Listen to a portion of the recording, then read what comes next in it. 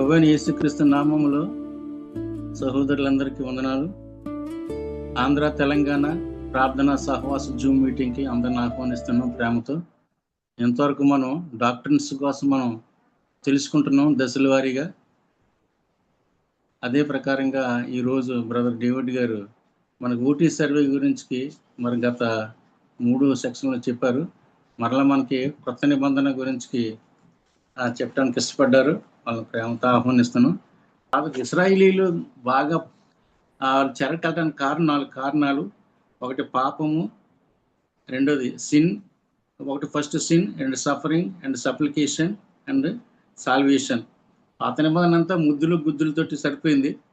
మొత్తం 3600 సంవత్సరాల చరిత్ర మనం చదివాము. ఇప్పుడు కొత్త నిబంధన మనం బాగా తెలుసుకోబోతున్నాం. కొత్త నిబంధనలో మొత్తం 100 సంవత్సరాల చరిత్ర, 1189 అధ్యాయాలు ఉన్నాయి. వీటి గురించి డేవిడ్ గారు చాలా బాగా చెప్తారు. కాబట్టి అందరం కూడా చక్కగా ఆలకించి బాగా రాసుకుని ఇంకా డివోషనల్గా మనం అభివృద్ధి అవ్వాలి. ఈ అవకాశం ఇచ్చినందుకు అందరికీ వందనాలు తెలుసు. డేవిడ్ గారికి అప్పగిస్తున్నాం. Thank you. Power to David brother. మనం న్యూ టెస్టమెంట్లోకి న్యూ టెస్టమెంట్ సర్వేలోకి వెళ్ళే ముందు ఒక 10 minutes జస్ట్ ఓల్డ్ టెస్టమెంట్ గురించి తెలియచేయాలి. ఎందుకంటే ఈనాడు ఎక్కువగా ఈ ప్రాస్పర్టీ స్పీకర్స్ కావచ్చు, ఎక్కువగా టీచ్ చేయబడేది ఓల్డ్ టెస్టమెంటే. న్యూ టెస్టమెంట్ చాలా తక్కువ చెప్తారు. ముఖ్యంగా అసలు పత్రికలు చాలా తక్కువ చెప్తారు. బ్రదర్ని వాళ్ళు తప్ప మిగిలిన వాళ్ళు ఎవరు పత్రికలు పెద్దగా బోధించరు. ఎందుకంటే ఓల్డ్ టెస్టమెంట్ చక్కగా అనేక ఆశీర్వాదాలు, చక్కగా వెల్త్, హెల్త్ అన్నీ కనపడుతున్నాయి. కాబట్టి అందులో ఉన్న ప్రామిసెస్ చాలా మందికి ఇష్టం ఉంటుంది. కాబట్టి ఓల్డ్ టెస్టమెంట్ ఎక్కువగా టీచ్ చేస్తారు. ఒకటి మాత్రం, ఓల్డ్ టెస్టమెంట్ ఇశ్రాయేలు చరిత్ర, అమెరికా చరిత్ర కాదు, ఇండియా చరిత్ర కాదు, ఆస్ట్రేలియా చరిత్ర కాదు, ఇజ్రాయెల్ హిస్టరీ. ఒక ప్రత్యేక జనాంగం యొక్క చరిత్రగానే మనం దాన్ని చదవాలి.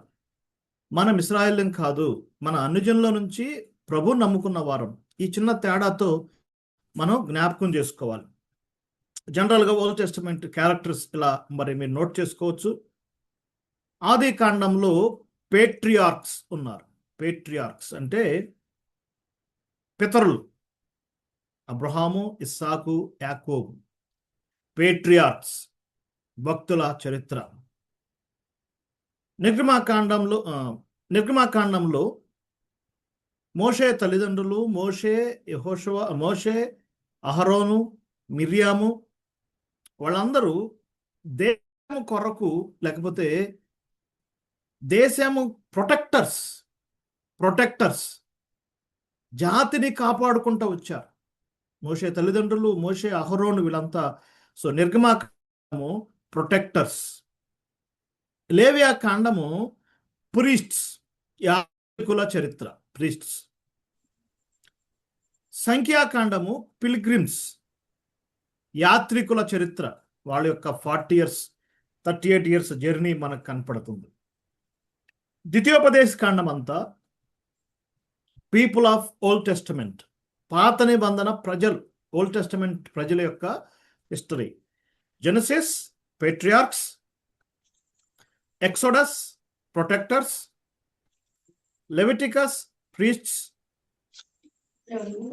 Numbers, pilgrims, Deuteronomy, people of old testament. మరి యెహోషువ న్యాయాధిపతులు దేశంలోకి అడుగు పెట్టారు. పేట్రియాట్స్, దేశభక్తులు. మనం చిన్నప్పుడు స్కూల్లో చదువుకున్నాం దేశభక్తులు. మహాత్మా గాంధీ దేశం కొరకు ఏ విధంగా పాటుపడ్డారో, ఆ కానాన్లోకి వెళ్ళిన తర్వాత యెహోషువ ఆధ్వర్యంలో యెహోషువతో పాటు న్యాయాధిపతులంతా దేశాన్ని కాపాడుతూ యుద్ధాలు చేసుకుంటూ వచ్చారు. పేట్రియాట్స్. ఇక రాజుల గ్రంథాలు, సమయాల గ్రంథాలు, రాజుల గ్రంథాలకు వస్తే పొటెంటేట్స్, రాజుల చరిత్ర. సౌలు, దావీదు, సొలొమోను, విడిపోయిన రాజులు, పొటెంటేట్స్ హిస్టరీ. ఎజ్రా, నెహెమ్యా, ఎస్తేర్ వాళ్ళు మన దేశం తిరిగి వచ్చారు. మళ్ళీ దేశాన్ని పునర్నిర్మించారు. జెరుబ్బాబెలు, ఎజ్రా, నెహెమ్యా వీరిని పయనీర్స్ అంటారు. అంటే మళ్ళా కొత్తగా స్టార్ట్ చేశారు, ఆద్యులుగా ఉన్నారు, పయనీర్స్ అంటారు. సో చక్కగా ఇప్పుడు మరి పద్య భాగాలకు వచ్చేసరికి పోయట్స్, కవులు, యోబు, సొలొమోను పోయట్స్గా అక్కడ మనం చూస్తాం. ఇక యెషయా నుంచి మలాకి వరకు ప్రాఫిట్స్, ప్రవక్తలు. ఇది ఓల్డ్ టెస్టమెంట్కు ఉన్న పర్సనాలిటీస్ మనం ఒక వ్యూ మనం చూడొచ్చు. ఒకటి మాత్రం వాస్తవం, మనం అబ్రహాము పిలుపు అనేది చాలా ప్రాముఖ్యమైన అంశం. అబ్రహాంతో దేవుడు ఒక గ్రాండ్ ప్రోగ్రాం ఏర్పాటు చేశాడు. సమస్త జనులు ఆశీర్వదించబడాలి అనేది గాడ్స్ యొక్క ప్రోగ్రాం. ఆదాము నుంచి అబ్రహాం వరకు సమస్త జనులు తయారు చేయబడ్డారు. Nations, a story of nations. ఏ విధంగా దేశాలు ఏర్పడ్డాయి, జాతులు ఏర్పడ్డాయి, ఏ స్టోరీ ఆఫ్ నేషన్స్. ఆదికాండం 1 నుండి 11 వరకు.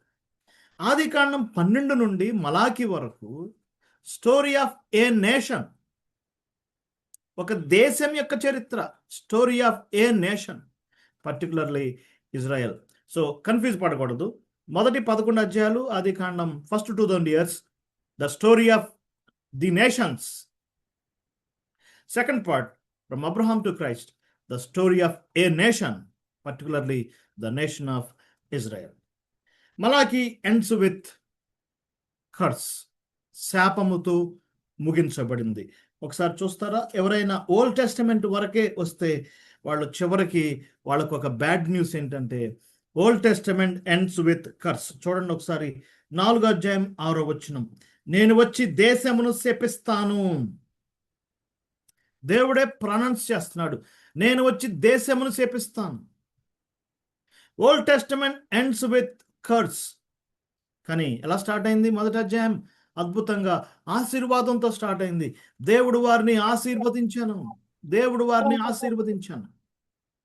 ఫస్ట్ పేజ్ బ్లెస్సింగ్, కానీ లాస్ట్ పేజ్ కర్స్. కారణం రెబలియన్, తిరుగుబాటు, పాపము, ఇశ్రాయేల్ యొక్క పాపం.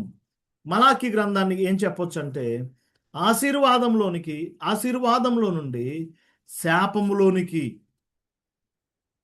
ఆశీర్వాదంలో నుండి శాపంలోనికి ఎలా వెళ్ళారు అనేది మలాకి గ్రంథం యొక్క సారాంశం. హగ్గై గ్రంథం సారాంశం ఏంటి? శాపములో నుండి ఆశీర్వాదములోకి ఎలాగెళ్ళాలి హగ్గై గ్రంథం అయితే, మలాకి గ్రంథ సారాంశం ఆశీర్వాదంలోకి వెళ్ళిన వారు శాపంలోకి ఎలా వెళ్ళారు. 4 అధ్యాయాలు ఉండే చక్కగా చదవండి. దేవుని ప్రేమను వారు తృణీకరించారు, దేవుణ్ణి క్వశ్చన్ చేయడం ప్రారంభించారు. కాబట్టి దేవుడు మాట్లాడటం మానేశాడు కదా. ఎవరైనా మనం ఒకరితో మాట్లాడడానికి ప్రయత్నం చేస్తున్నాం, అతను సరిగ్గా మాట్లాడకపోతే మనం ఏం చేస్తామంటే సైలెంట్ అయిపోతాం. ఇప్పుడు దేవుడు సైలెంట్ అయ్యాడు. God 400 years. మీ బైబిల్లో వైట్ పేజ్ ఉంటుంది. ఈ వైట్ పేజ్ ఏం లెటర్స్ లేవు. ఆ వైట్ పేజ్ మీద ఒక చిన్న మాట రాసుకోండి, మౌన కాలం, సైలెంట్ పీరియడ్. ఎందుకు మౌన కాలం అన్నారు అంటే దేవుడు ఏ ప్రవక్తను పంపించలేదు, దేవుని దగ్గర నుంచి ఎలాంటి సందేశం లేదు. దేవుడు సైలెంట్ అయిపోయాడు. మాట్లాడలేక కాదు, మాట్లాడటానికి సరైన వాళ్ళు దొరకలేదు. మరలా ఈ సైలెన్స్ ఎప్పుడు బ్రేక్ అయింది? మరియమ్మ గారికి గుడ్ న్యూస్ చెప్పేంతవరకు, లేకపోతే బాప్తిస్మిచ్చి యోహాను గురించిన గుడ్ న్యూస్ వచ్చేంత వరకు మరలా న్యూ టెస్టమెంట్ స్టార్ట్ కాలేదు. బ్యాడ్ న్యూస్తో ఎండ్ అయింది. గుడ్ న్యూస్ వచ్చేంత వరకు 400 years కలిసింది. అక్కడ మౌన కాలం 400 years. So old testament 3600 years plus 400 years, మొత్తం 4000 years from Adam to Jesus Christ. Round ఫిగర్గా 4000 years. ఈ 400 years ఏం జరిగింది అనేది చాలా ప్రాముఖ్యమైన అంశం. చరిత్రలో మనం చరిత్ర మీద ఆధారపడాలి. ఈ 400 years ఏం జరిగింది? దీనికి సంబంధించి దానియేలు గ్రంథంలో ప్రవచనాలు ఉన్నాయి. 10, 11, 12 అధ్యాయాలు. ఆ మౌన కాలంలో ఏం జరగబోతుంది అనేది చాలా అంశాలు ఉన్నాయి. అవి చాలా క్లిష్టమైనవి. మనం హిస్టరీ మీద ఆధారపడాలి. గ్రీకు ఫిలాసఫీ వచ్చింది. ప్లేటో, సోక్రటిస్, చాలా గొప్ప గొప్ప ఫిలాసఫర్స్ బయలుదేరారు. గ్రీక్ ఫిలాసఫీ వచ్చింది. ఈ టైంలోనే బుద్ధిజం ఆరంభించబడింది. బుద్ధుడు వచ్చాడు హిస్టారికల్గా. ఈ టైంలోనే కన్ఫ్యూషియస్ మతం వచ్చింది. కొన్ని మతాలు, కొన్ని రకాలైన సిద్ధాంతాలు ఈ మౌన కాలంలో వచ్చినాయి. దేవుని ప్రజలు ఆయా దేశాల్లో చెదిరిపోయారు. చాలా కొద్ది మందే ఇజ్రాయెల్ దేశంలో ఉన్నారు. అప్పటికి రోమన్స్ పరిపాలన చేస్తున్నారు. ప్రపంచమంతా కన్ఫ్యూజన్గా ఉంది. రకరకాలైన బోధలు, ఒక పక్క గ్రీక్ కల్చర్ ప్రపంచమంతా వ్యాపిస్తుంది. అలెగ్జాండర్ క్రీస్తు పూర్వం 332 నుంచి 323 వరకు గ్రీక్ మైన్ చేయాలని చాలా ప్రయత్నాలు చేశాడు. గ్రీక్ లాంగ్వేజ్ ఆ దినాల్లో బాగా అభివృద్ధి చెందింది. ఈ మౌన కాలంలో దేవుడు 2 గొప్ప పనులు చేశాడు. అవేంటి అంటే, గ్రీకుల ద్వారా పాత నిబంధన, హెబ్రీ భాషలో ఉన్న పాత నిబంధన గ్రీకు భాషలోకి ట్రాన్స్లేషన్ జరిగింది. అది చాలా పెద్ద స్టెప్. మానవ చరిత్రలో చాలా గ్రేట్ ఈవెంట్ అది. పాత నిబంధన హెబ్రీ భాషలో రాయబడింది. మోషే, యెహోషువ భక్తులు రాసుకొచ్చారు.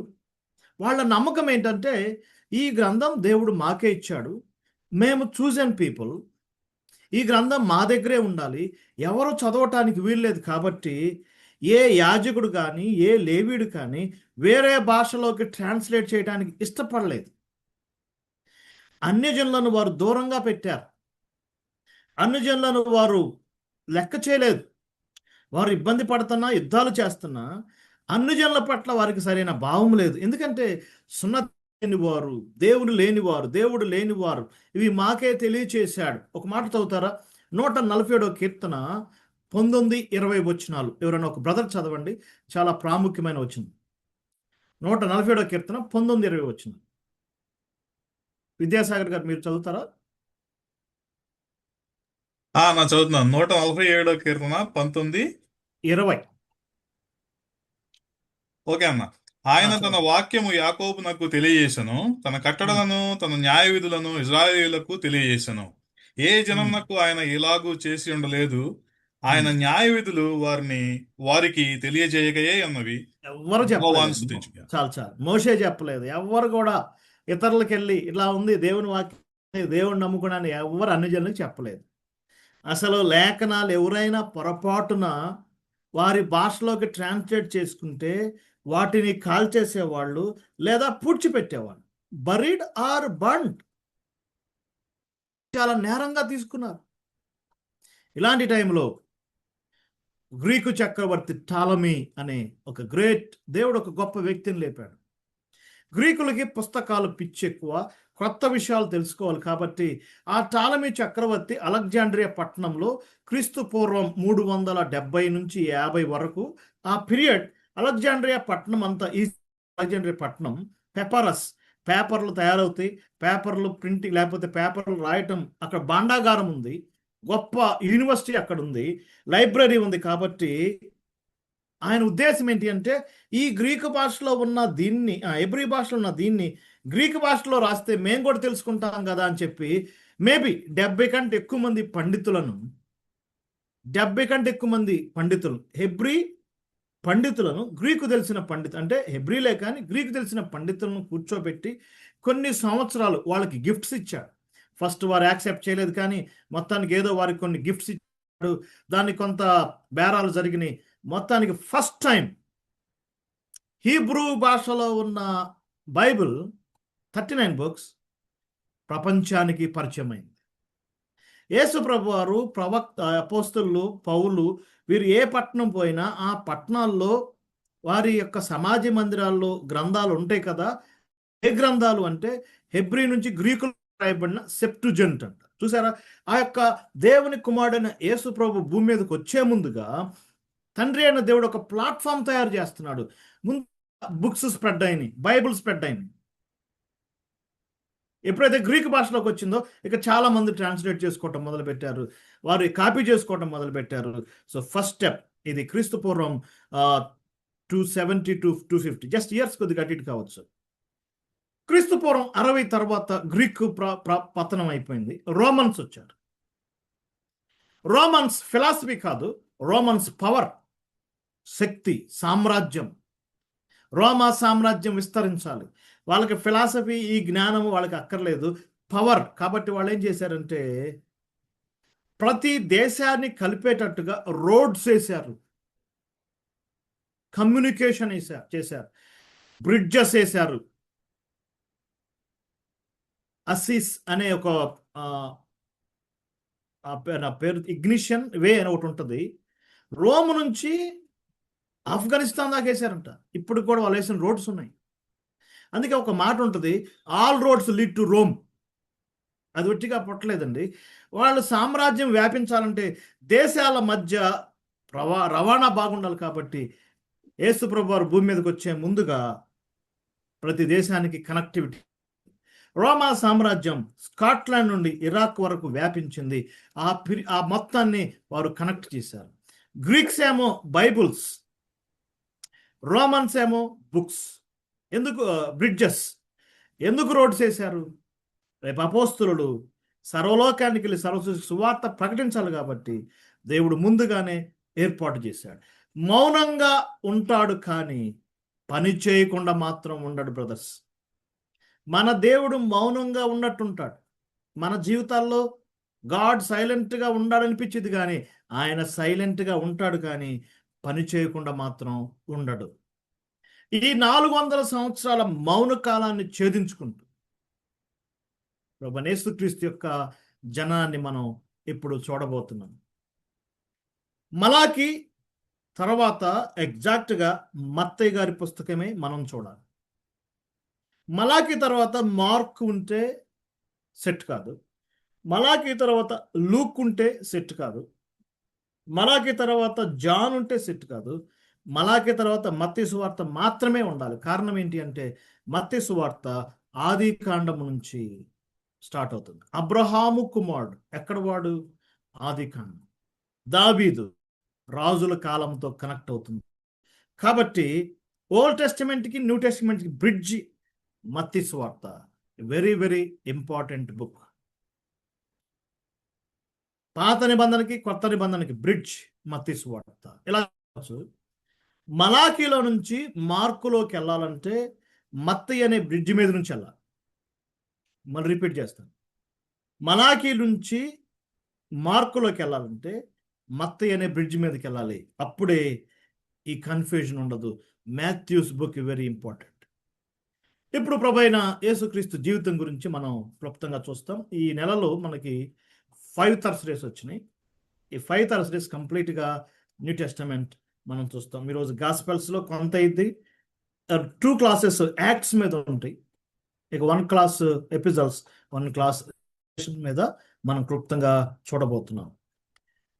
మలాకి మత్తయి మధ్య 400 ఇయర్స్ ఏం జరిగింది మనం చూసాం. రోమన్స్ పరిపాలన చేస్తున్నారు. రోమన్స్ కింద కొన్ని ప్రాంతాల్లో వారు కొన్ని పపెట్ కింగ్స్ని పెట్టుకున్నారు. యోదయ ప్రాంతాన్ని హేరోదు ఉన్నాడు. అవన్నీ మాకు తెలుసు. చాలా టఫ్ డేస్. యేసుప్రభు వారి టయానికి దేవాలయం ఉంది. జెరుబాబెల్ కట్టిన దేవాలయం కొంత రినోవేషన్ వర్క్ చేశాడు హేరోదు గారు. ప్రజల మెప్పు కోసం, ప్రజల ఓటింగ్ కోసం 46 సంవత్సరాలు కష్టపడి దాన్ని బాగా ఖర్చు పెట్టి స్ట్రక్చర్స్ పెట్టాడు. హేరోదు స్ట్రక్చర్స్ మీద బాగా కాన్సన్ట్రేట్ చేశాడు. హేరోదు స్ట్రక్చర్స్ ఇప్పుడు కూడా ఉన్నాయి. యేసుప్రభు వారు జన్మించేటప్పటికి ఉన్న నేపథ్యాన్ని మనం చూడాలి. చాలా కొద్ది మంది, ఎలిజబెత్ జకరియా, హన్నా సుమియోను మరియు యోసేపు, మైనర్ గ్రూప్, వారు ఒక హోప్తో ఉన్నారు.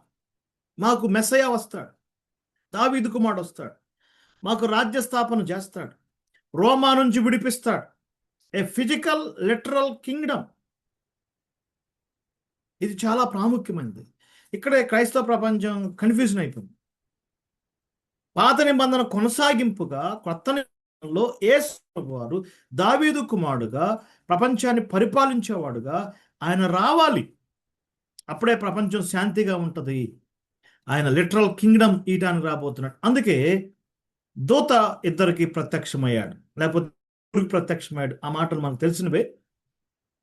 దానికి ముందుగా అసలు 4 సువార్తలు ఎందుకు? Why 4 gospels? ఇది చాలా ప్రాముఖ్యమైనది.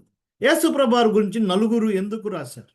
యేసుప్రభు జీవితం గురించి 1st సెంచరీలో చాలా మంది రాసి ఉండొచ్చు, కానీ దేవుడు అనుమతించింది, దేవుడు ఇంక్లూడ్ చేసింది ఓన్లీ 4 గాస్పెల్స్. ఇది 10వ స్టేజ్. నేను నోట్ చేసుకుంటున్నారు కదా, ఓల్డ్ టెస్టిమెంట్ మొత్తం 9 స్టేజెస్, ఇది 10th స్టేజ్, గాస్పెల్ స్టేజ్, సువార్తల దశ. 4 రైటర్స్. బైబిల్ మొత్తం 1189 అధ్యాయాలు ఉన్నాయి. 1189 చాప్టర్స్. ఒకసారి మాథ్యూలో 28 ఉన్నాయి, మార్కులో 16 ఉన్నాయి, లూక్లో 24 ఉన్నాయి, జాన్లో 21 ఉన్నాయి. మొత్తం 89 చాప్టర్స్ గాస్పెల్స్. 1100 chapters gospels. ఇది చాలా కీ ఇంపార్టెంట్. 89 చాప్టర్స్. యేసుప్రభు యొక్క ఫస్ట్ కమింగ్, ఆయన మేంజర్ టు మెజెస్టీ, ఆయన పశువుల తొట్టెలో పవలించింది మొదలుకొని చనిపోయి తిరిగి లేచి తండ్రి వద్దకు వెళ్ళేంత వరకు ఉన్న ఈ టోటల్ పీరియడ్ అంతా 4 రైటర్స్ రాశారు. 89 చాప్టర్స్ చేయబడ్డాయి. ఏంటి ఈ 4 గాస్పెల్స్ ఏం తెలియజేస్తుంది? వాటి యొక్క బ్యాక్గ్రౌండ్స్ తెలియకపోతే మనకి గాస్పెల్స్ అర్థం కాదు. ఎందుకు 4 అనేది బైబిల్లో సార్వత్రికతను తెలియజేస్తుంది, యూనివర్సాలిటీ. ఒక వాక్యం చదవండి బ్రదర్. మార్క్స్ వార్త 1వ అధ్యాయము ఆఖరి వచనం చదవండి. మార్క్స్ వార్త 1వ అధ్యాయం ఆఖరి వచనం. మనకు ప్లెంటీ ఆఫ్ టైం ఉంది, తొందర ఏం లేదు. మార్క్స్ వార్త 1వ అధ్యాయము ఆఖరి వచనం. అయితే వాడు వెళ్ళి దానిని గూర్చి విస్తారముగా ప్రకటించుటకును ఆ సంగతి ప్రచురము చేయుటకును ఆరంభించును గనుక ఆయన యొక్క పట్టణంలో బహిరంగముగా ప్రవేశింపలేక వెలుపల అరణ్య ప్రదేశంలో నుండెను. నలుదిక్కుల నుండి జనులు ఆయన యొద్దకు, నలుదిక్కుల నుండి 4 directions, east, west, south, north. 4 అనేది యూనివర్సాలిటీ. యేసుప్రభు యొక్క 4 రచయితలు 4 యాంగిల్స్, 4 డైరెక్షన్స్లో మనకి ప్రజెంట్ చేశారు. ఎవరైనా మనల్ని ఒక గృహప్రవేశానికి పిలిచారనుకోండి, ఆ ప్రేయర్ మీటింగ్కి వెళ్తాం, చక్కగా భోజనం చేస్తాం, ప్రేయర్ అయిపోయినాక ఒక రౌండ్ వేస్తాం కదా. ఈస్ట్ సైడ్ వెళ్తాం, చూస్తాం, బాగా కట్టాడు. సౌత్ సైడ్ వెళ్తాం, ఇక్కడ కలర్స్ బాగున్నాయి. నార్త్ సైడ్ వెళ్తాం, వెస్ట్ సైడ్ వెళ్తాం. 4 డైరెక్షన్ చూస్తేనే దాని బ్యూటీ అర్థమైంది. కాబట్టి 4 అనేది యూనివర్సాలిటీ. ఆదికాండం 1వ అధ్యాయంలో 2వ అధ్యాయంలో ఏదైనా తోటలో ఒకటే నది 4 బ్రాంచెస్ అయింది. ఒకే రివర్ 4 బ్రాంచెస్, 4 శాఖలుగా విభజించింది. నిర్గమాకాండంలో మందసానికి సంబంధించి 4 కలర్డ్ కర్టెన్స్, 4 రంగుల తెరలు, కర్టెన్స్, డిఫరెంట్ కలర్స్. ఒక్కొక్క కలర్ ఒక్కొక్క గాస్పెల్కి ముఖ్యం. లేవ్యాకాండంలో 4 సాక్రిఫైసెస్, 4 దహన బలి, సమాధాన బలి, పాపపరార్థ బలి, అపరాధ బలి. 4 సాక్రిఫైస్. ఒక్కొక్క బలి ఒక్కొక్క గాస్పెల్కి సాదృశ్యంగా ఉంది. సమాధాన బలి లూకాసు వార్త. కారణం లూకాసు వార్తలో సమాధానం సమాధానం సమాధానం. యోహాను సువార్త దహన బలి. దహన బలికి గొర్రెపిల్ల ఏది అని ఇస్సాకు అడిగాడు. ఇదిగో లోక పాపం మోసుకొని పో దేవుని గొర్రెపిల్ల, జాన్స్ గాస్పెల్. ఆ విధంగా 4 మనం చూడొచ్చు. రాజుల అట్లా చాలా చోట్ల 4 కనపడతాయి. అది స్టడీ చేయండి. రాజుల 2వ గ్రంథం 4-5 అధ్యాయంలో 4 లెపర్స్, 4 కుష్ఠరోగులకి ఒక గొప్ప అంశాలు దొరుకుతాయి. ఒక శత్రు క్యాంపులోకి వెళ్ళారు, ఆహారం చూస్తారు. వాళ్ళు అన్న మాట చాలా ఆశ్చర్యం. నేటి దినం శుభదినం, గుడ్ న్యూస్ వెళ్ళి మనం చెప్తాం. కాబట్టి 4 రైటర్స్ బయలుదేరారు గుడ్ న్యూస్ చెప్పడానికి. సువార్తలో యేసుప్రభు ఒక ఇంట్లో ఉన్నాడు, ఫుల్గా జనాలు ఉన్నారు, పెంకులు తీసేశారు. ఒక పక్షాయి కలిగిన వాడిని 4 మోసుకొచ్చారు. 4 బాగు చేయలేరు, కానీ 4కు తెలుసు ఆ బాగు చేసేవాడు ఎవరు. సో ఈ 4 గాస్పెలర్స్ మనకి క్రైస్ట్ని చూపిస్తున్నాడు. యేసుప్రభు శిలువ మీద ఉన్నాడు, ఆయనకి 4 రకాల అంగీలు ఉన్నాయి. వాటిని చించటం ఇష్టం లేదు కాబట్టి 4 సైనికులు షేర్ చేసుకున్నట్టుగా యేసుప్రభు యొక్క లైఫ్ని 4 షేర్ చేసుకున్నారు. ఒక్కొక్కరు ఒక్కొక్క నేపథ్యంతో రాశారు. ఈ విధంగా 4 అనేది చాలా ప్రాముఖ్యమైన అంశం. ఓల్డ్ టెస్టమెంట్లో మాటలు, బిహోల్డ్ అనే మాటలు ఉంటాయి. యెషయా గ్రంథం 40 అధ్యాయంలో బిహోల్డ్ యువర్ గాడ్, ఇదిగో మీ దేవుడు. యోహాను సువార్త బిహోల్డ్ యువర్ కింగ్, జకర్యా గ్రంథం. మత్తయి సువార్త 42వ అధ్యాయం యెషయా గ్రంథం, బిహోల్డ్ మై సర్వెంట్, సేవకుడు ప్రభు అయిన యేసుక్రీస్తు వారు. జకర్యా గ్రంథంలో బిహోల్డ్ ద మ్యాన్, ఇదిగో మనుషుడు. కాబట్టి 4 రైటర్స్ యేసు ప్రభు యొక్క లైఫ్ని రకరకాల కోణాల్లో మనకి చిత్రీకరించారు. మొత్తం ఫస్ట్ టైం మత్తయి గారు ఇశ్రాయేలు ప్రజల కొరకు రాశాడు.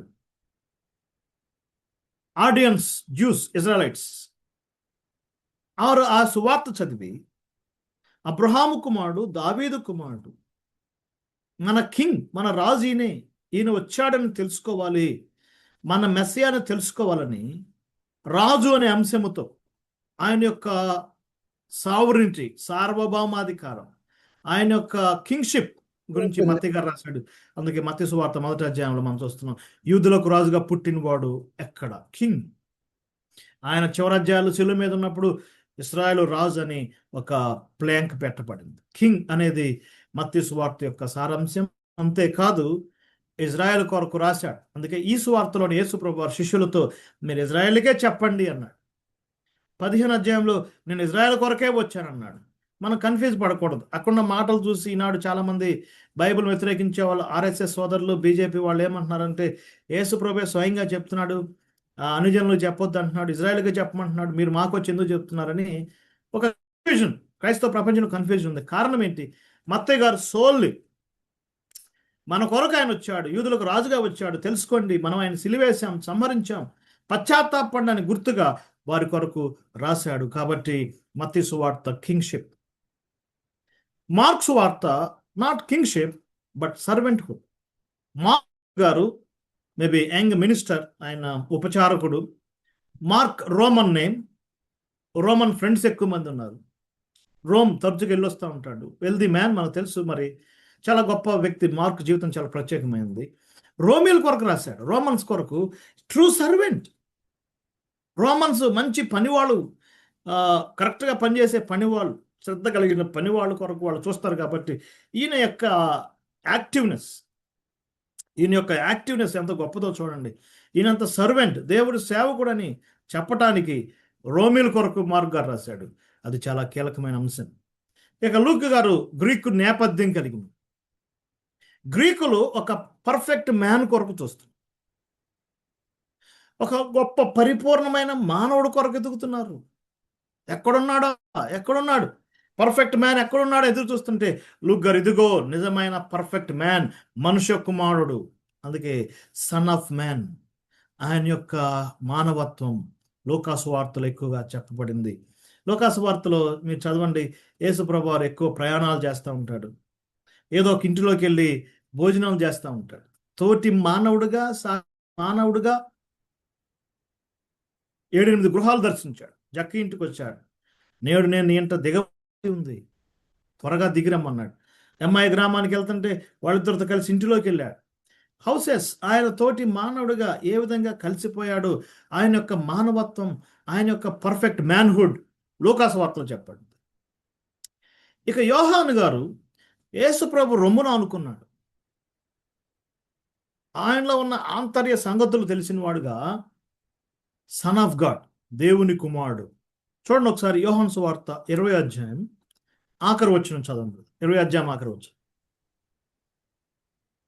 యోహాను సువార్త 20వ అధ్యాయం ఆఖరి వచనం. యేసు దేవుని కుమారుడైన క్రీస్తు అని మీరు నమ్మునట్లును, నమ్మి ఆయన నామమందు జీవము పొందినట్లును ఇవి రాయబడెను. ఎగ్జాక్ట్గా చెప్పాడు, దాని యొక్క అంశం చెప్పాడు, సన్ ఆఫ్ గాడ్.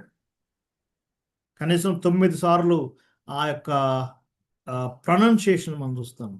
నతానియేలు అంటాడు, నువ్వు దేవుని కుమారుడు. మార్త అంటది, నీవు దేవుని కుమారుడు.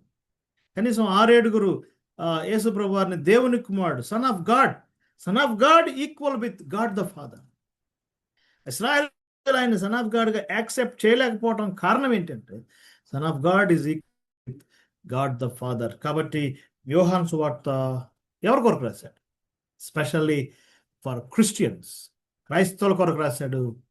అండ్ ఫర్ ఆల్, అందరి కొరకు రాశాడు. దేవుడు లోకంని ఎంతో ప్రేమించాను. లోకము, వరల్డ్, 4వ అధ్యాయంలో లోకరక్షకుడు, సేవియర్ ఆఫ్ ది వరల్డ్.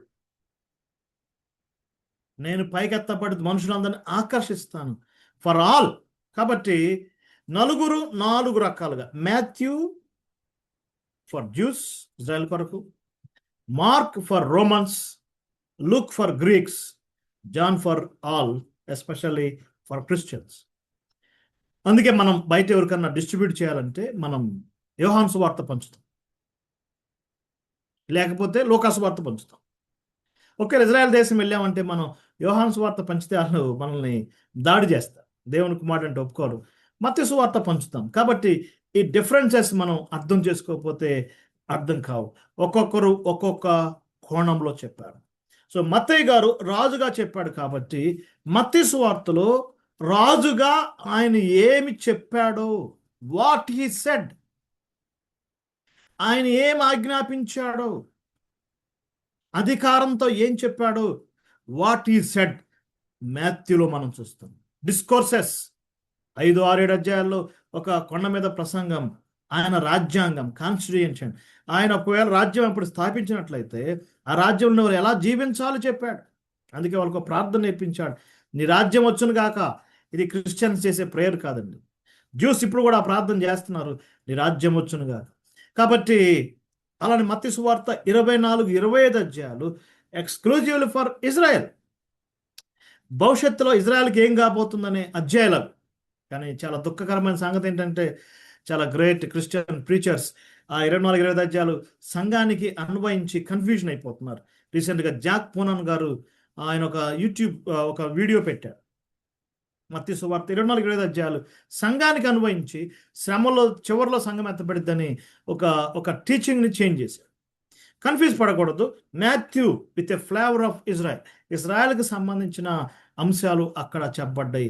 కాబట్టి మత్తయి సువార్తలో ఎక్కువగా ఆయన చెప్పిన మాటలు వాట్ హీ సెడ్. మార్క్ సువార్తలో వాట్ హీ సెడ్ కాదు, వాట్ హీ డిడ్, ఆయన ఏం చేశాడో రాయబడింది. అందుకే మార్క్ సువార్తలో 2, 3 పారబుల్స్ ఉంటాయి అంతే, అంతకు మించి అన్ని యాక్టివిటీస్. ఆయన యొక్క పరిచర్య చూడండి ఎంత. మొదటి అధ్యాయము 1వ వచనంలోనే ఉంటుంది. ఒక మాట చదువుతారన్నది మార్కు సువార్త 1వ అధ్యాయం 1వ వచనం. దేవుని కుమారుడైన యేసుక్రీస్తు సువార్త ప్రారంభము. అంతే, సేవకి అంత డైరెక్ట్గా. ఆఖరి అధ్యాయం ఆఖరి వచనం చదవండి. మార్కు సువార్త ఆఖరి అధ్యాయం ఆఖరి వచనం. యేసుప్రభు చనిపోయి తిరిగి తండ్రి వద్దకు వెళ్ళినా కూడా ఆయన చదవండి. వారు బయలుదేరి వాక్యం అంతటా ప్రకటించిరి. ప్రభువు వారికి సహకారుడై ఉండి వెనువెంట జరుగు వచ్చిన సూచక క్రియల వలన వాక్యమును స్థిరపరచుచుండెను. ఆమె the lord still working with them అనే మాట ఉంటుంది. తండ్రి కుడి పార్శ్వానికి వెళ్ళినా అక్కడ నుంచి కూడా ఇక్కడ మనతో కలిసి పనిచేస్తాం. The ministry of Jesus Christ. Matthew the might of Christ, యేసు ప్రభు యొక్క మైట్. మార్క్ ద మినిస్ట్రీ, ఆయన యొక్క పరిచర్య అసమానమైంది.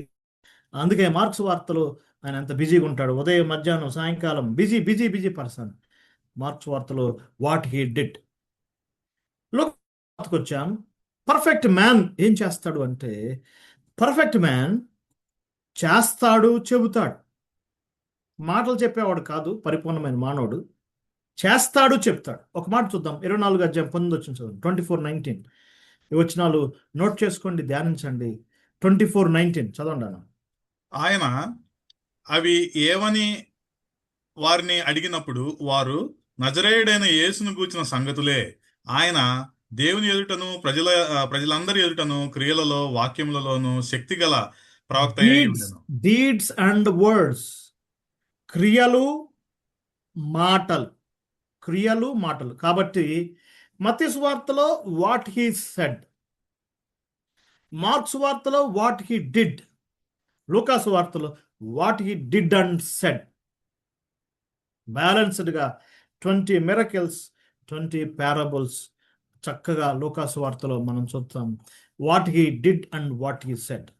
యేసు ప్రభు లైఫ్ యొక్క ఎక్స్క్లూజివ్నెస్ అది. ఆయన ఆయన చేశాడు, చెప్పాడు. శిష్యుల పాదాలు కడిగాడు, చెప్పాడు. ఒక మాట చూడండి, అపొస్తలుల కార్యం 7:22 7:22 చదువు. 7:22 7:22 యాక్ట్ 7:22. మోషే ఐగుప్తీయుల సకల విద్యలను అభ్యసించి మాటల యందును కార్యముల యందును ప్రవీణుడై ఉండెను. చూసారా, ఆర్డర్ చేంజ్ అయింది. ఆర్డర్ ఏముంది? Words and deeds. Moses words and deeds, Jesus Christ deeds and words. So మనం కూడా ఎలా పాటించాలి? 2 Thessalonians chapter 2 లాస్ట్లో ఉంటుంది, సద్కార్యము సద్వాక్యం. సో లూకాసు వార్తలో what he did and said. ఇక యోహాను సువార్తకు వచ్చాం. యోహాను సువార్త దేవుని కుమారుడు, వాట్ హీ ఈజ్, ఆయన ఏమై ఉన్నాడో చెప్పబడింది. ఆయన ఏమై ఉన్నాడు? దేవుని కుమారుడుగా జగత్తు పునాది వేయబడక మునిపే తండ్రి వద్ద ఉండి తండ్రి ప్రేమ గురైన ఆయన ఏమై ఉన్నాడు? యోహాను సువార్త అంతా ఆయన యొక్క గ్లోరీస్ కనపడతాయి. మొదటి అధ్యాయంలోనే the lamb of God, the son of man, the son of God. ఒక 7 టైటిల్స్ ఉంటాయి, ఐ ఆమ్ స్టేట్మెంట్స్ ఉంటాయి, నేనని చెప్పిన మాటలు మొత్తం టోటల్గా యోహాను సువార్త అంతా ఆయన యొక్క మహిమను చేస్తుంది. కాబట్టి ఆయన యొక్క వ్యక్తిత్వాన్ని నిరూపించుకోవటానికి సైన్స్, ప్రత్యేకంగా వండర్స్, ఆయన సైన్స్ సూచక్రియలు చేసినట్టుగా మనం చూస్తున్నాం. కాబట్టి 4 రకాలుగా చెప్పారు. Matthew what he did, Mark what he said, Mark what he did, Luke what he did and said, John what he is. మీరు రాసుకొని నోట్ చేసుకోండి. మత్తయి సువార్త might, the might of the king. Mark సువార్త the ministry of the servant. లూకా సువార్త the mercy of the son of man. ఆయన కరుణ, ఆయన జాలి, ఆయన కనికరం లూకా సువార్తలో కనపడుద్ది. యోహాను సువార్తలో the majesty of the son of God, దేవుని కుమారుడు యొక్క మహిమ చెప్పబడింది. 4 గాస్పెల్స్ ఆయన గురించి ఆ విధంగా తెలియజేశారు. అంతేకాదు, యేసు ప్రభు యొక్క ఈ జన్మకు సంబంధించి ఆయన ఎంతకాలం జీవించాడు అనేది ఒక ప్రత్యేకమైన అంశం. ఈ 4 రచయితల్లో యేసు ప్రభు యొక్క జన్మ గురించి రాసింది కేవలం లూకా గారు మాత్రమే.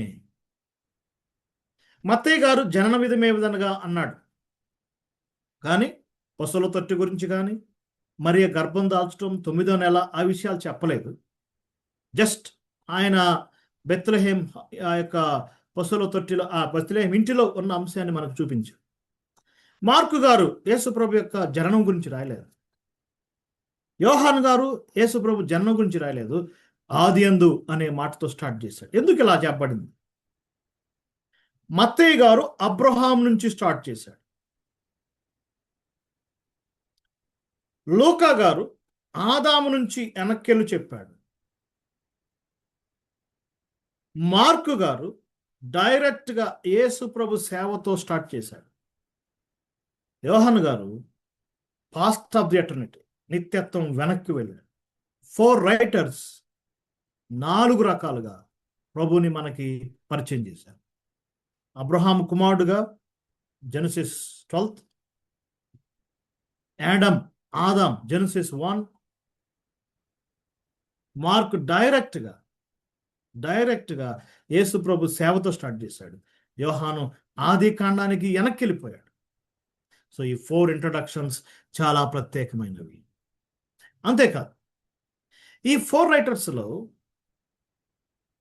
జీనియాలజీ, యేసు ప్రభు యొక్క వంశావళి 2 మాత్రమే మనకు తెలియజేశారు. ఎందుకని? మార్క్ ఎందుకు చెప్పలేదంటే, సేవకుడికి వంశావళి అక్కర్లేదు. ఒక సేవకుడు ఎక్కడ పుట్టాడు అనేది పెద్దగా పట్టించుకోరు. కాబట్టి servant need not have genealogy. సేవకుడికి వంశావళి లేదు, అవసరం లేదు. మరి దేవుని కుమారుడు ఆయనకు జననం గురించి ఎలా ఉంటుంది? Must not have genealogy. ఆయనకు వంశావళి అక్కర్లేదు. ఆయన తండ్రితో ఉన్నాడు, equal with father in times past. So Mark, యోహాన్ ఇద్దరు వంశావళి రాయలేదు, మత్తయి గారు, లూకా గారు. కారణం, కింగ్ మస్ట్ హ్యావ్ జీనియాలజీ. రాజు, నేను రాజుని అని చెప్తే ఎవరు ఒప్పుకోరు.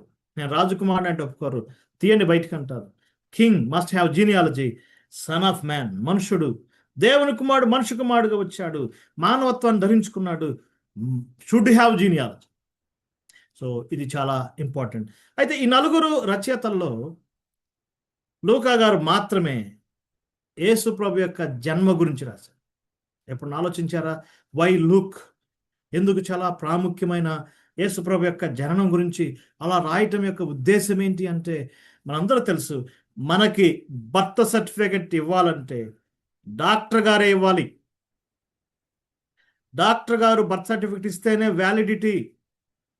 మత్తయి గారు tax collector, John fisherman, Mark business man, but Luke the beloved physician, ప్రియుడైన వైద్యుడైన లూకా ద్వారా దేవుడు తన యొక్క ప్రణాళికలో యేసు ప్రభు యొక్క బర్త్ సర్టిఫికెట్ ఇచ్చాడు. గర్భధారణ గురించి చెప్పాడు. 3 నెలలు ఎలిజబెత్ దగ్గర ఉంది, 9th మంత్, ప్రసవ దినాలు నిండినాయి, కుమారుని కంది, పొత్తిగుడ్డలతో చుట్టారు. 8th డే సున్నతి పొందాడు. 40th డే దేవాలయానికి వెళ్ళాడు. 12th year 40th day sanctification, శుద్ధి కొరకు దేవాలయానికి వెళ్ళాడు. 12th ఇయర్ పండుగ చేయడానికి వెళ్ళాడు. ఆయన డాక్టర్స్ మధ్య కూర్చున్నాడు. 30th ఇయర్లో ఆయన సేవకు వచ్చాడు. డాక్టర్స్ మాత్రమే ఏజ్ గురించి చెప్పగలరు. డాక్టర్స్ మాత్రమే గర్భధారం గురించి చెప్పగలరు. డాక్టర్స్ మాత్రమే కనటం గురించి చెప్పగలరు. That is God's program. దేవుడు లూక్ అనే గ్రీక్ హిస్టారియన్, జెంటైల్ రైటర్ని దేవుడు ఏర్పాటు చేసుకున్నాడు మన కొరకు. జెంటైల్స్ అయిన మన కొరకు దేవుడు ఒక జెంటైల్ రైటర్ని, అది కూడా యేసు ప్రభు యొక్క జన్మ గురించి మనం చూస్తున్నాం. డెత్ సర్టిఫికేట్ ఎవరు ఇవ్వాలి అంటే ఎగ్జాక్ట్లీ డాక్టర్ గారు ఇవ్వాలి. ఒక వాక్యం చదవండి అన్న, లూకా సువార్త 23వ అధ్యాయం 46 వచ్చింది చదవండి. 23:46. మనం గాస్పెల్స్ యొక్క ఇంట్రొడక్షన్ చూస్తున్నాం. 23 అన్న చదవండి, 23:46.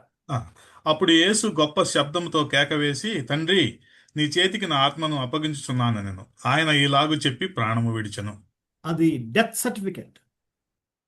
ఆయన మరణం రియల్.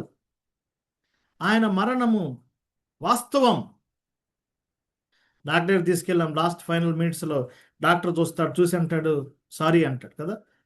గొప్ప శబ్దంతో కేక వేసి ప్రాణం విడిచాను. బ్లడ్ రిపోర్ట్ ఎవరు ఇవ్వాలి? డాక్టర్స్ ఇవ్వాలి. ఒకసారి చూడండి, లూకా సువార్తలో యేసు ప్రభు వారు గెత్సెమనే తోటలో ఆయన యాగోని, ఆయన పడిన ఆ వేదన మనం తలపోసుకున్నప్పుడు లూకా గారు ఒక ఇంట్రెస్టింగ్ పదం రాశాడు. చూస్తారు ఒకసారి. 22వ అధ్యాయము 22:44 చదవండి. 44. ఆయన వేదన పడి మరింత ఆతురముగా ప్రార్థన చేయగా ఆయన చెమట నేల పడుచున్న గొప్ప రక్త బిందువలే. Blood report. గెత్సెమనే గురించి మత్తయి గారు చెప్పాడు, మార్క్ గారు చెప్పాడు, లూకా గారు చెప్పాడు, యోహాను గారు చెప్పాడు. కానీ లూకా గారు మాత్రమే యేసు ప్రభు యొక్క బ్లడ్ రిపోర్ట్ ఇచ్చాడు. హెమోడిట్రిసిస్ అనే ఒక అసాధారణమైన అంశము. డీప్ ప్రెషర్ గురైనప్పుడు బ్లడ్ ఆ యొక్క బయటికి రాలేక చెమట గ్రంథుల్ని ఆశ్రయించి బయటకు వస్తుంది. అది అసాధారణమైన కార్యం. అది లూకా గారు మాత్రమే రాయగలడు, ఆయన బ్లడ్ రిపోర్ట్. ఇలాగా 4 సువార్తలు ఎవరు ఎలా రాశారనేది అలా చదివితే మనకు బాగా అర్థమవుతాయి. ఈ గెత్సెమనే తోటలోనే పేతురు గారు కత్తి తీసుకుని ఒక చెవి తెగ్గనరిగినప్పుడు మత్తయి సువార్త చదివితే చెవి తెగిపోయింది. మార్క్ సువార్త చదివితే చెవి తెగిపోయింది. యోహాను సువార్త చదివితే చెవి తెగిపోయింది. కానీ లూకా సువార్తలో ఏం రాయబడింది చూడండి. 22వ అధ్యాయం చదవండి. 22వ అధ్యాయము 51 వచ్చింది. 51 వచ్చింది. అయితే యేసు ఈ మట్టుకు తాళుడని చెప్పి వాని చెవి ముట్టి బాగు చేశాం. హీలింగ్. డాక్టర్ గారికి ఏది ఇంపార్టెంట్ అంటే హీలింగ్. ఏదన్నా ప్రాబ్లం తెలియమనుకోండి, ఆయన మీద కాన్సన్ట్రేట్ చేస్తాడు, బాగుపడటం. మత్తయ్య గారు రాయలేదు చెవి అందించాడని, మార్కు రాయలేదు, కానీ లుక్ ఈజ్ వెరీ ఇంపార్టెంట్. ఇంకొక మాట చూద్దాం, చూడండి. మత్తయి సువార్త 8వ అధ్యాయం, పేతురు అత్త గురించి ఒక మాట రాయబడింది. మత్తయి సువార్త 8వ అధ్యాయం 14 వచ్చింది, చదవండి. 8:14. తరువాత యేసు పేతురు ఇంటిలో ప్రవేశించి జ్వరంతో పడి ఉన్న అతని అత్తను చూచి ఆమె జ్వరముతో ఉన్న అత్త. మార్క్స్ వార్త 1వ అధ్యాయం 30 వచ్చిన చదవండి. సీమోను అత్త జ్వరముతో పడి ఉండగా వెంటనే వారు ఆమెను గూర్చి జ్వరం. ఆయనతో చెప్పారు. లూకాసు వార్త 4వ అధ్యాయము 38 వచ్చిన చూడండి. ఆయన సమాజ మందిరంలో నుండి లేచి సీమోను ఇంటిలోనికి వెళ్ళెను. సీమోను అత్త తీవ్రమైన జ్వరముతో పడి ఉండెను గనుక ఆమె విషయమై తీవ్రమైన ఆమె జ్వరం. మత్తయ్య గారు జ్వరం అన్నాడు, మార్కు గారు జ్వరం అన్నాడు, లూకా గారు తీవ్రమైన జ్వరం. The intensity because doctor. కాబట్టి యేసు ప్రభు యొక్క సువార్త ప్రతి అంశం, ప్రతి స్టెప్ చాలా కేర్ఫుల్గా స్టడీ చేయబడింది, రాయబడింది. కాబట్టి 4 సువార్తలు మనం చదివేటప్పుడు చాలా శ్రద్ధగా చదవాలి. నాకు తెలిసి కొన్ని చెప్పాను, మీరు చదివితే దేవుడు ఇంకా మీకు చాలా ఇస్తాడు. ఆ కుమారుని గురించిన అంశాలు మనం ఎప్పుడు ధ్యానించినా అలసిపోం. ప్రభు యేసుక్రీస్తుకు సంబంధించిన సంగతులు, థింగ్స్ కన్సర్నింగ్ హిమ్సెల్ఫ్ ఎప్పుడు ధ్యానించినా, ఎప్పుడు మాట్లాడుకున్నా మనం అలసిపోం, వేసారిపోం. బ్రదర్స్, ధ్యానం చేయండి. 4 గాస్పెల్స్ ఏ విధంగా వారు ప్రజెంట్ చేశారో మనం చూస్తాం. అంతేకాదు యేసు ప్రభు వారు ఎంతకాలం సేవ చేశారు, ఇది కూడా చాలా ప్రాముఖ్యమైన అంశం. ఏజెస్ ఎవరి వారు చెప్పుకున్నాం ఆల్రెడీ. లుక్ డాక్టర్ గారు ఆయన ఒక క్లూ మనకి ఇచ్చాడు. చూడండి ఒకసారి. లూకాసు వార్త 3వ అధ్యాయంలో ఆయన సేవ ఆరంభం, 30 years అప్పుడు ఆయన సేవ ఆరంభమైంది. అది మనందరికి తెలిసిందే. 3:23 యేసు బోధింప మొదలు పెట్టినప్పుడు ఆయన దాదాపు 30 ఏండ్లు ఈడు గలవాడు. అదండి ఆయన సేవ ఆరంభం అప్పుడు 30 years. ఎందుకంటే ధర్మశాస్త్ర ప్రకారం బహిరంగ పరిచయం చేయాలంటే 30 years ఉండాలి. ఎగ్జాక్ట్గా ఆయన ధర్మశాస్త్రం లోపడ్డాడు, ఒక యూదుడిగా ఆయన చేశాడు. ఎంతకాలం చేశాడు? జనరల్గా మనం అందరం చెప్తాం 3.5 years. లేదు 3.5 years అని, కానీ దానికి ఒక క్లూ ఇవ్వబడింది. చూద్దాం. లూకాసు వార్త 13వ అధ్యాయం. లూకాసు వార్త 13వ అధ్యాయము. యేసు ప్రభువు ఒక ఉపమానం చెప్పాడు. ఆ ఉపమానం 6 నుంచి 9 వరకు. అంజూరపు చెట్టు ఉంది. చదవండి 6వ వచనం, 13:6. మరియు ఆయన వారితో ఈ ఉపమానం చెప్పాను. ఒక మనుష్యుని ద్రాక్ష తోటలో అంజూరపు చెట్టు ఒకటి నాటబడి ఉండెను.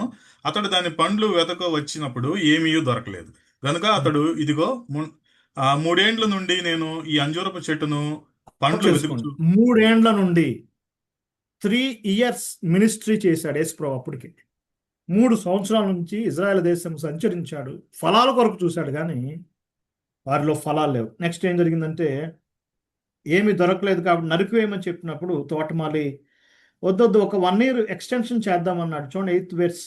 అయితే వాడు, అయ్యా నేను దాని చుట్టూ త్రవ్వి ఎరువు వేయు మట్టుకు ఈ సంవత్సరము కూడా ఉండనేమో. 3 years కంప్లీట్ అయింది. ఈ ఉపమానం చెప్పిన నెలలకి యేసు ప్రభు వారు సిలువేయబడ్డాడు.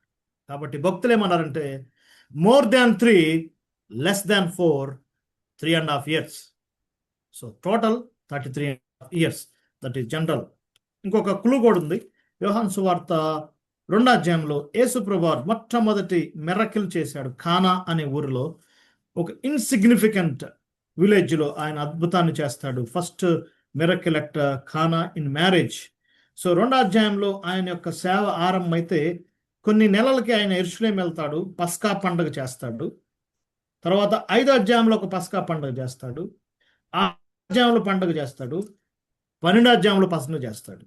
ఒక పస్కా పండుగ మధ్యగా 1 year, ఒక పస్కా పండుగ ఇంకో పస్కా మధ్య ఇంకొక 1 year, ఒక పస్కా పండుగ ఒక పస్కా మధ్య 1 year, మొత్తం 3 years అండ్ సమ్ మంత్స్. కాబట్టి more than 3, less than 4. కాబట్టి 4 సువార్తలు యేసు ప్రభు యొక్క జననము, ఆయనకు సంబంధించిన అంశాలు, ఆయన యొక్క మరణం గురించి మనం చూస్తున్నాం.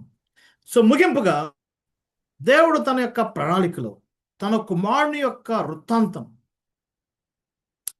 89 chapters చాలా క్లారిటీగా ప్రతి అంశాన్ని ఆయన ఏర్పాటు చేసినప్పుడు కొన్ని సిమెట్రీస్ ఆయన పాటించాడు. ఇవి నోట్ చేసుకుంటే చాలా బాగుంటాయి. 7 సిమెట్రీస్. ఆయన జననము ఆయన మరణానికి మధ్య కొన్ని రకాల సిమెట్రీస్ మనం చూడొచ్చు. నెంబర్ 1, మొట్టమొదటిగా 2 మేరీస్ మనకు కనపడతారు. 2 మరియలు. ఒక మరియా నజరేతు మరియా, మరొక మరియా మగ్దలేనే మరియా. 2 మేరీస్. ఒక మరియా కన్యక, ఒక మరియా అపవిత్రాత్మలు పట్టిన మరియా. Different. Starts with Mary of Nazareth, ends with Mary of Magdala. మరియా యేసుప్రభు యొక్క వూమ్,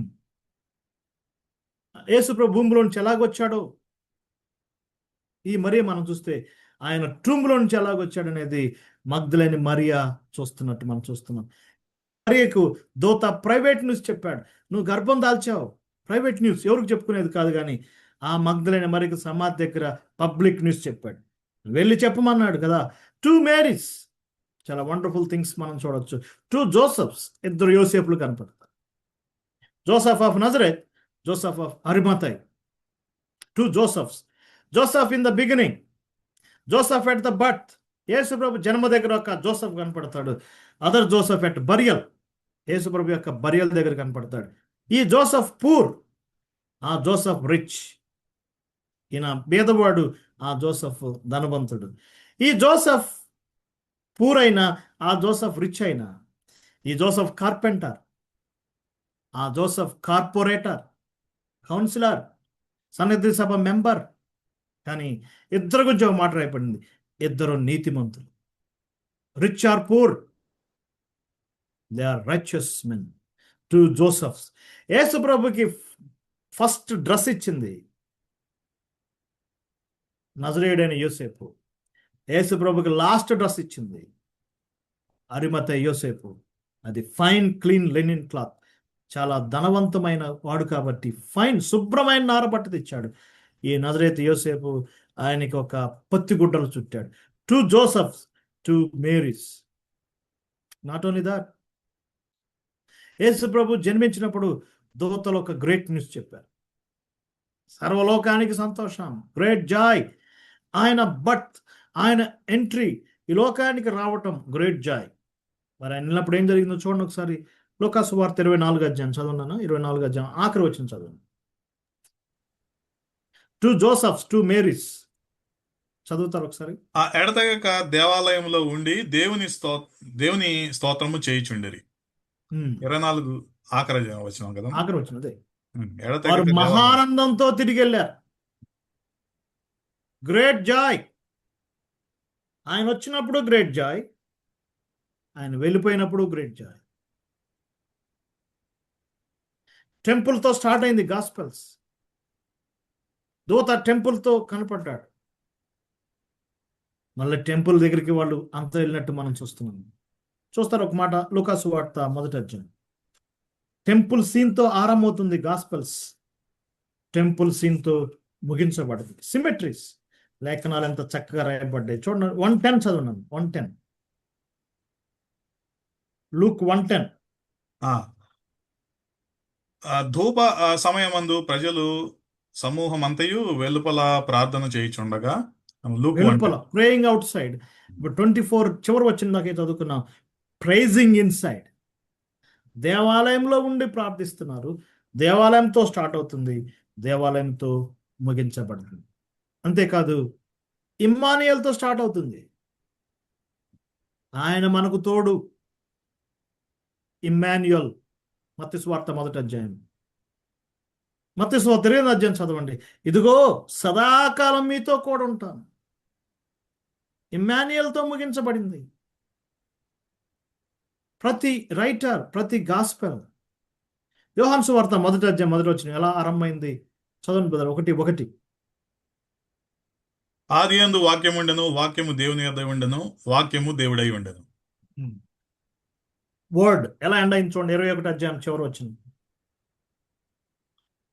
యేసు చేసిన కార్యములు ఇంకను అనేకములు కలవు, వాటిలో ప్రతి దానిని వివరించి వ్రాసిన అట్లు వ్రాయబడిన ఆ వర్డ్ గురించి రాయటానికి గ్రంథాలు కూడా సరిపో. వర్డ్తో స్టార్ట్ అయింది, వర్డ్తో ముగించబడింది. టెంపుల్తో స్టార్ట్ అయింది, టెంపుల్తో ముగించబడింది. ఇమ్మానుయేల్తో స్టార్ట్ అయ్యింది, ఇమ్మానుయేల్తో ముగించబడింది. మార్క్స్ వార్త ఆయన భూలోక పరిచర్యతో ఆరంభమైంది, హెవెన్లీ మినిస్ట్రీతో ముగించబడింది. సిమెట్రీస్, 4 గాస్పెల్స్ సిమెట్రీస్ చాలా అద్భుతంగా చెప్పబడినాయి. యేసు ప్రభు యొక్క అంశాలు ధ్యానించండి. 4 గాస్పెల్స్. నెక్స్ట్ ఏం జరిగింది, ఆయన ఎందుకు వరకు వచ్చాడు, ఆయన వచ్చిన ఉద్దేశం ఏంటి, ఆయన చనిపోయి తిరిగి లేచిన తర్వాత ఏం జరిగింది, చనిపోనంత వరకు ఏం జరిగింది, ఈ గాస్పెల్స్ మనం ఎలా అర్థం చేసుకోవాలి. సెషన్ అంతా మనం గాస్పెల్స్ మీదే ప్యూర్గా చూడబోతున్నాం. 4 గాస్పెల్ రైటర్స్ ఎందుకు రాశారు, ఏవే కోణాల్లో వారు చెప్పారు, వాటి గురించి మీరు చక్కగా ధ్యానం చేయండి. మత్తయి గారు ఎవరి కొరకు, మార్క్ ఎవరి కొరకు, లూక్ ఎవరి కొరకు, జాన్ ఎవరి కొరకు, ఏ సువార్తలో యేసు ప్రభు ఎలా ప్రజెంట్ చేయబడ్డాడు, అవన్నీ మీరు చక్కగా ధ్యానం చేస్తే చాలా ప్రభువుని గురించిన అంశాలు మనం తెలుసుకుంటాం. ఆయన గురించి మనం ఈ దినాల్లో మాట్లాడుకోవాలి, ఆయన గురించి పాడాలి, ఆయన గురించి ధ్యానించాలి. 4 గాస్పెల్స్ ఏ విధంగా అండి. ఒకటి, old testament, Christ will come, యేసు ప్రభు ఈ లోకానికి వస్తాడు. సువార్తలు, క్రైస్ట్ కేమ్, యేసు ప్రభు ఈ లోకానికి వచ్చాడు. అపోస్తుల గారి నుంచి ప్రకటన గ్రంథం వరకు క్రైస్ట్ విల్ కమ్ అగైన్, యేసు ప్రభు మరలా రాబోతున్నాడు. బైబిల్ అంత ఇదే. Old testament, Christ will come. Gospels, Christ came. Acts to revolution, Christ will come again. అట్లయితే యేసు 2 రాకళ్ళు ఉన్నాయి. ఫస్ట్ కమింగ్, ఆయన భూమి మీదకి వచ్చాడు, బెత్లెహేమ్. సెకండ్, ఆయన ఒలివ కొండ మీదకి రాబోతున్నాడు, ప్రత్యేకంగా పత్రికల్లో సంఘం కొరకు రాబోతున్నాడు, అదే వేరే విషయం. కానీ ఆయన ఫస్ట్ కమింగ్లో ఏం జరిగింది అనేక అంశాలు మనం క్లుప్తంగా ధ్యానం చేస్తాం. దేవుడి ఈ వాక్యాన్ని దీవించునుగా. Thank you.